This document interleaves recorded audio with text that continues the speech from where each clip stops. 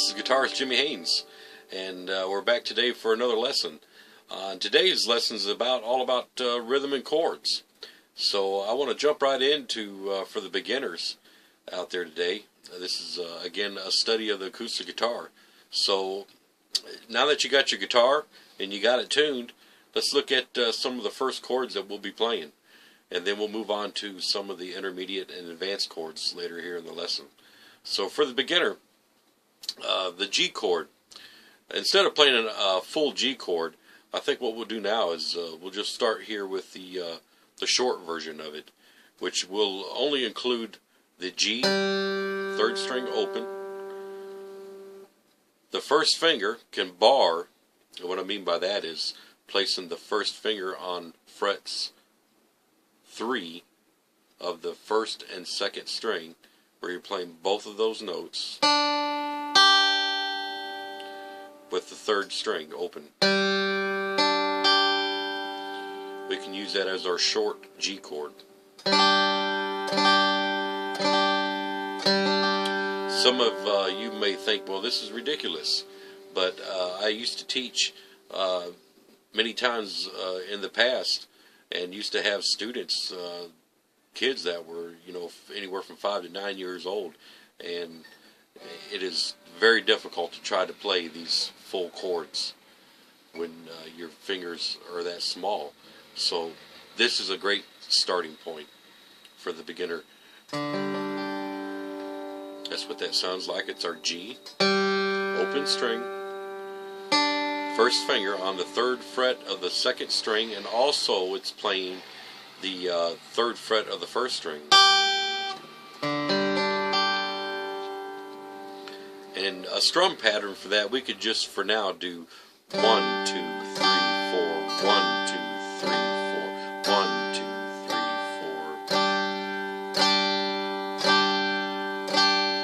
4. Okay?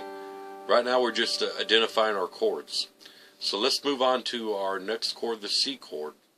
And if you need to take time, you can pause this video and work on the G and start back up and look at the second chord. Here it is now, our C chord, the short version. This one will involve 4 strings. Second finger, 2nd fret, 4th string. 3rd string open. 1st string is first fret, 2nd string with the 1st finger. And then our bottom string, E, is open.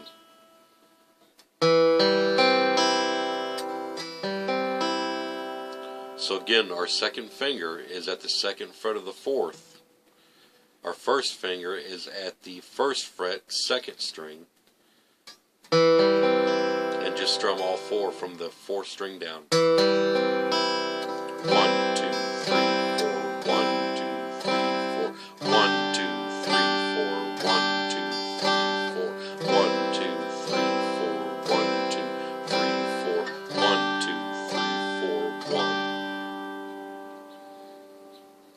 Those are our G and C chords. Let's move on to our D.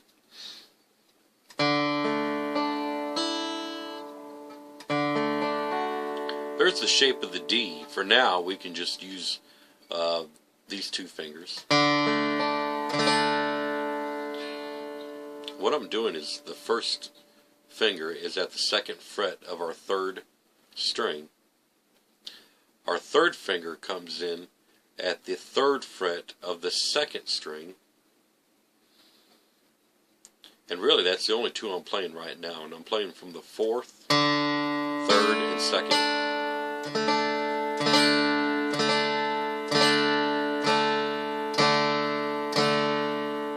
If you can try to add the 2nd finger at the 2nd fret of the 1st string in with this chord, this is your full D shape triad.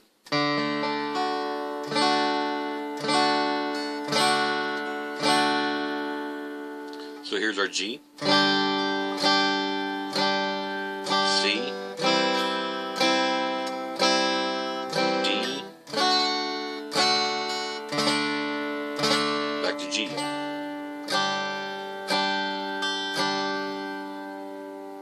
here's our three first short chords.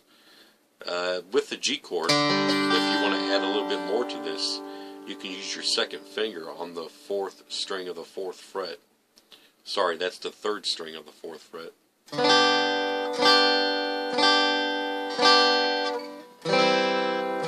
C, D, back to G.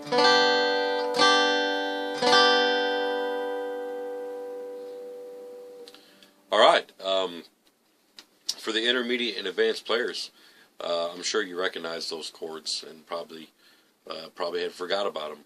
But you know, some of these little things like this can be still used in our playing as far as lead solos. So you may want to revisit some of these short triads for later. They'll be useful.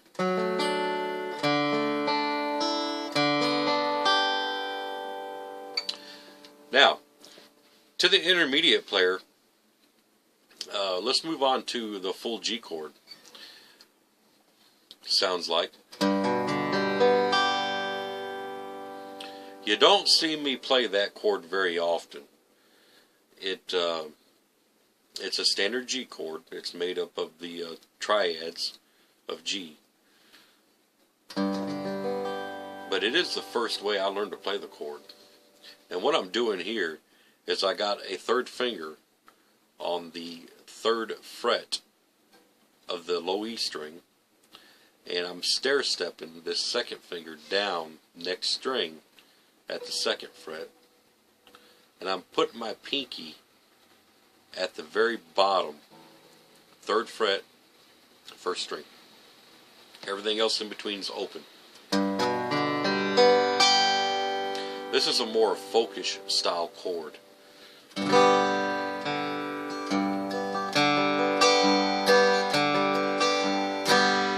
It's just a fuller version of this.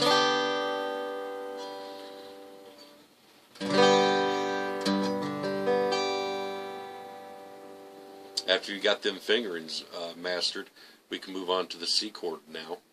Before we were playing the short, now we're going to add one finger, which is your 3rd finger, 3rd fret, 5th string. That's your root C note.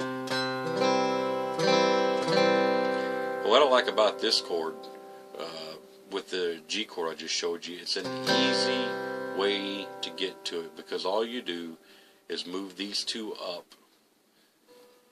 bring the 1st off, add the pinky. There's very little finger movement there to move from that G chord to the C chord. 2 fingers of it doesn't even really change the form. It just moves up and down.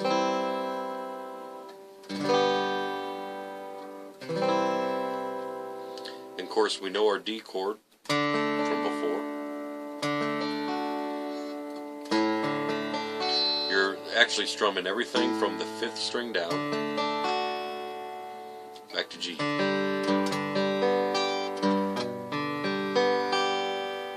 Now, I will say this at this point: when you're playing your chords or you're noting your instrument on the frets, the closer you play to those frets, the cleaner sound you're going to get. So try to break those habits now. And when you make these chords, instead of trying to play behind the fret or in the middle of it, for example, you get like a buzz sound there.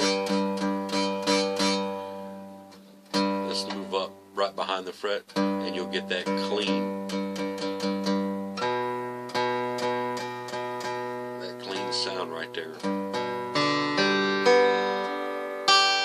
So the position of my fingers are not in between the frets. They are right behind the fret, almost touching them, sometimes almost laying on them.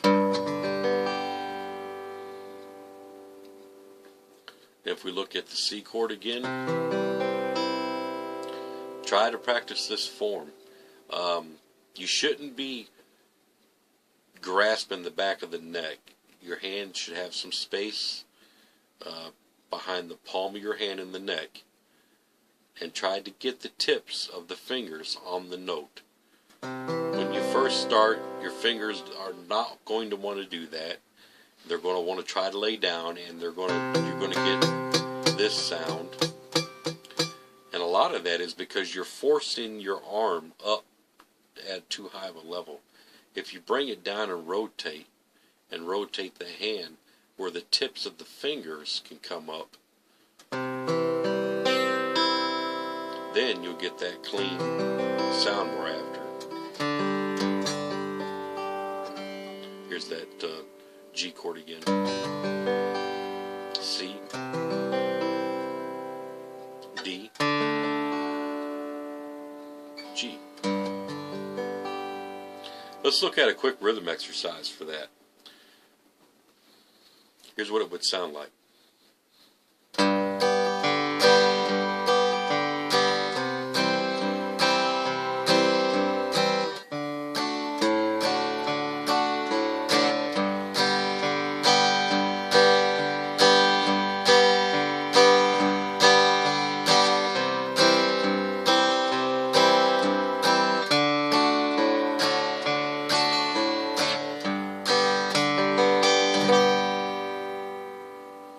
That's what we refer to as the boom chick rhythm style, primarily used for bluegrass, and that's pretty much what I play right here.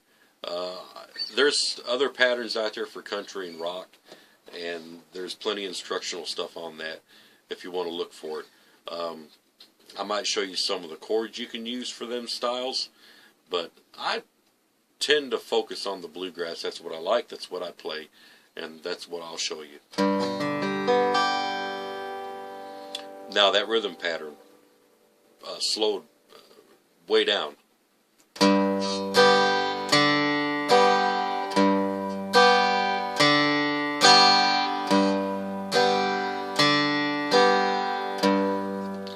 some of you intermediate players would say, well, you know, this is not, I'm not learning anything from this. Well, you know, I've listened to a lot of guitar players over the years play their rhythm. Fine lead players, but they kind of forgot a little bit about what they should be doing on rhythm. And I recommend that everybody at any level go back and analyze your playing. And if you cannot do this simple rhythm pattern,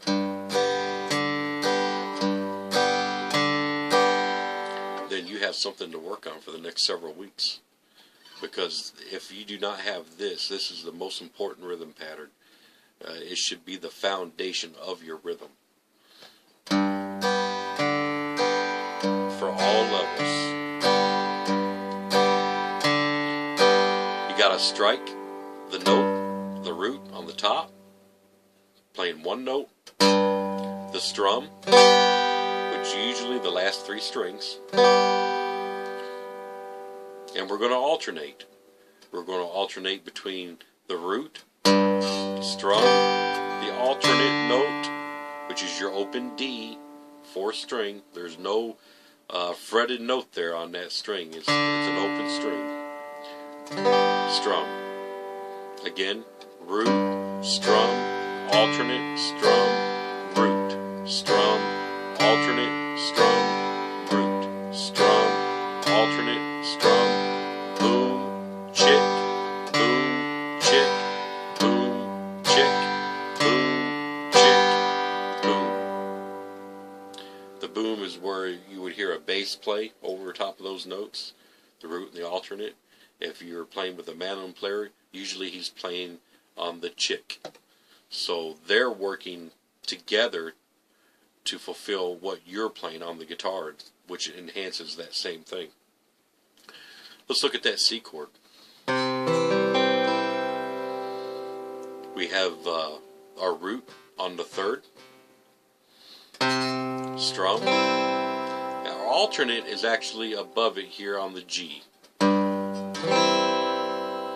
And the only thing I'm doing is alternating between these two notes.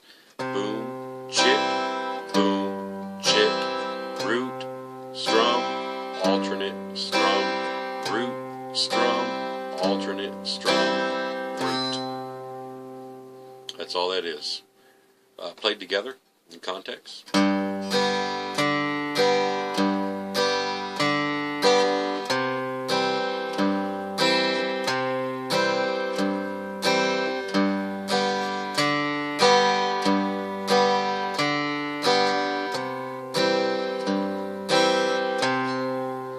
Let's look at the next chord, our D.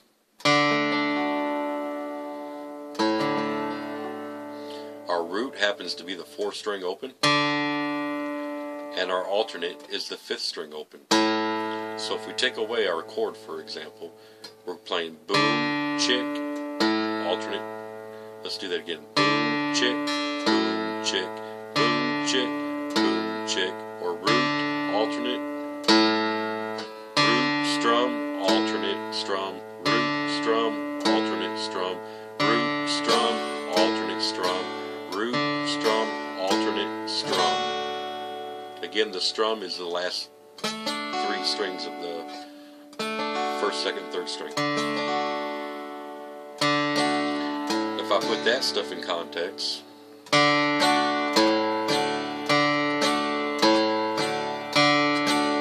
G,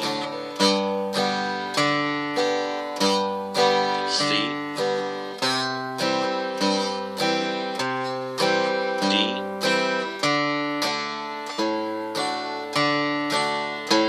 G.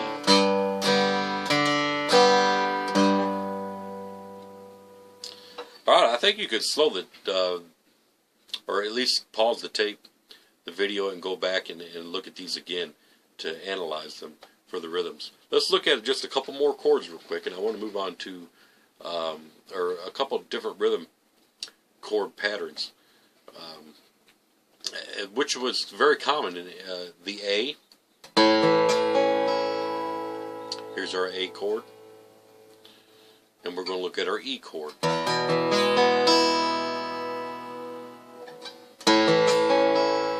Now, I see many people playing this A chord as so,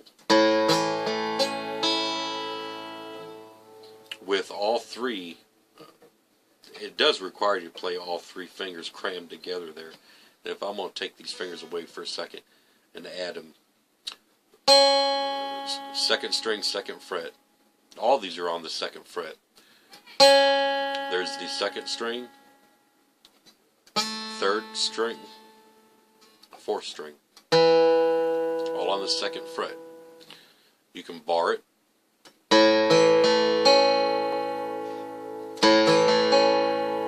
I do not recommend playing it that way unless you're playing what they refer to as a long A chord, which sounds like this.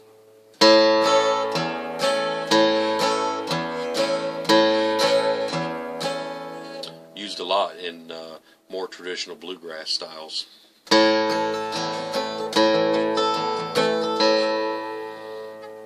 As you can see, I don't use it very often. Matter of fact, I use a different chord there.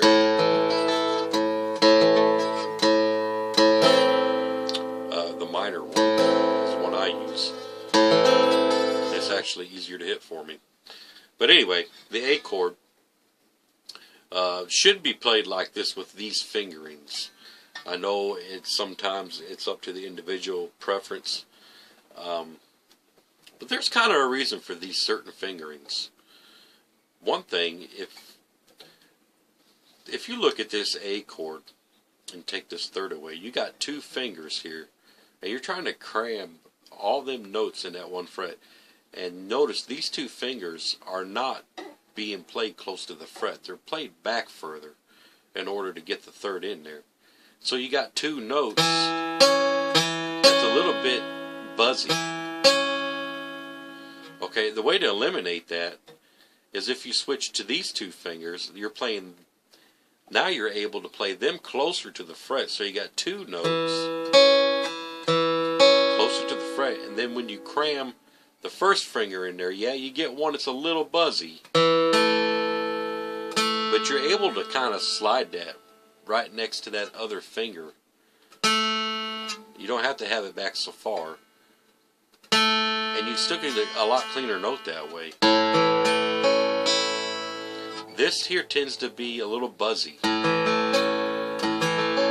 It might not sound that way now to you, but trust me, I can hear the difference. Here's our A chord, and here's our A pattern. A is the root, strum, E is the alternate. Strum, A, strum, E, strum, A, strum, E, strum, A, strum, E, strum. That's your boom chick pattern for that chord. Let's look at another one, our E major. Alright, real quick. Let's get right to that. First finger, you see at the first fret of the third string. Our third finger is going to come in right above that on the second fret. And our second finger is going to be same fret above that. And we have an open E string. Here's what it should sound like. Our root is the E, strum, alternate is the string below it, which is our B note.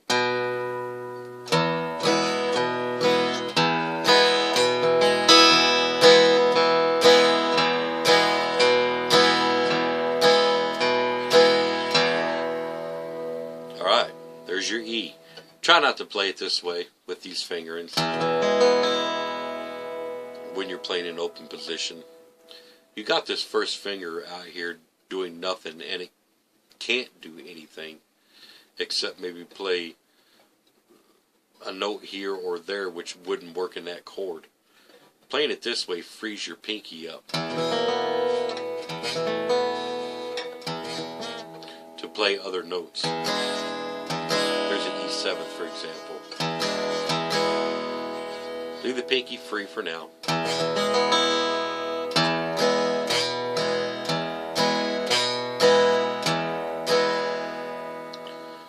So for the intermediate player, there's your rhythm patterns for them 5 chords. It's a great place to start. The beginners, you'll work towards that. Play the short chords for now. And then for the advanced player, he's beyond this point.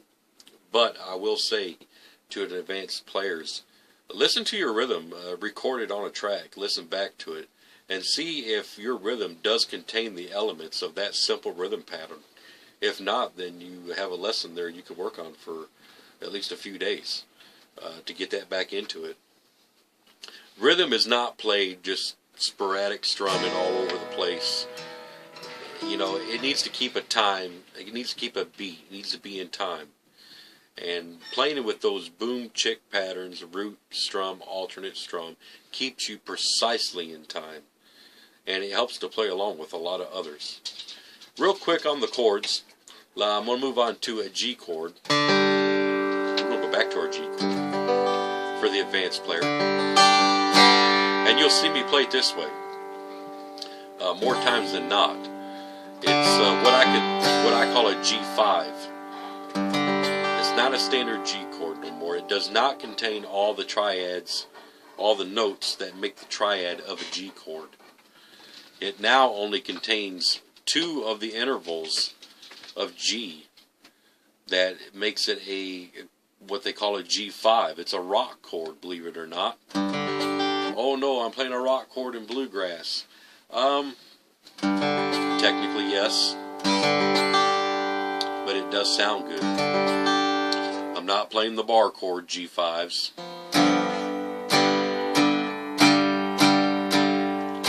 But essentially it's the same chord played in the open. It's what gives some of the modern bluegrass its drive, especially for the guitar player. And what I'm doing there is playing for your advanced players. I eliminated the B note, which happened here on the second, and I added the D note down here to the G chord. Still playing the G up here, and now you have a G. We're not playing anything on this A string. It's muted. It's not even relevant right now. D, G, D, G. The note makes up of G and D notes. the chord does.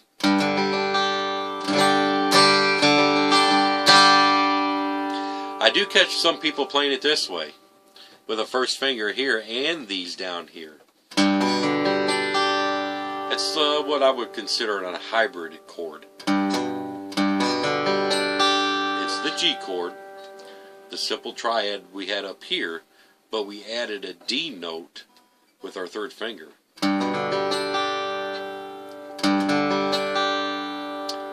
I guess you get the best of both worlds if you want to look at it that way, but I do not want to hear that B string. And furthermore, when I'm playing rhythm, you don't even have time to hit it.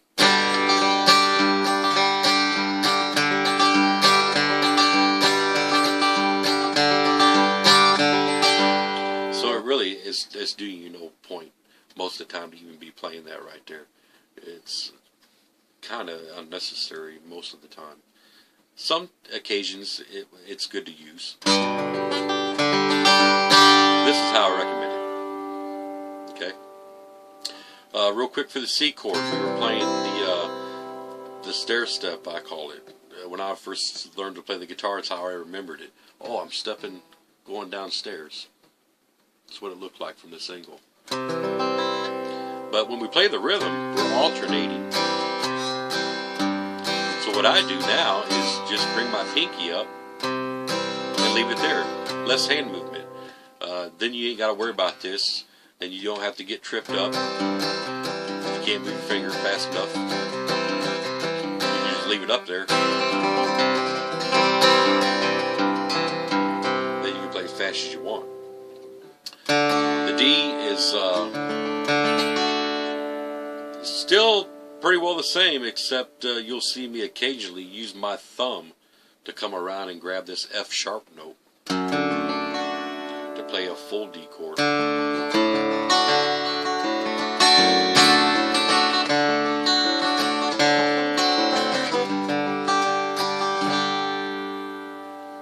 So that's all the time we have today for our basic chords, and we can step them up into maybe a slightly more advanced chords. And I wanted to really concentrate on that rhythm today. So for the beginner, intermediate, and advanced players, all alike, make sure that you are keeping that foundation strong with that simple G or root alternate strum. Okay? You should always hear that element in your rhythm. It's always okay to go and add other things to your rhythm, different different little licks or ornaments, we call them.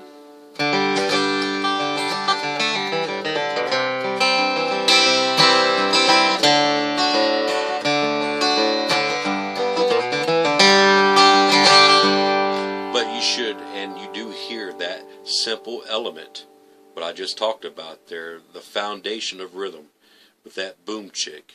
Okay, never forget it. Alright, that's today's lesson, and thanks for watching. If this video was helpful for you, please share it with your friends, and any comments are in the comment section below. Would be greatly appreciated, whether you liked it or disliked it. If you have any comments to add to this stuff that you think might be helpful, that would be great too.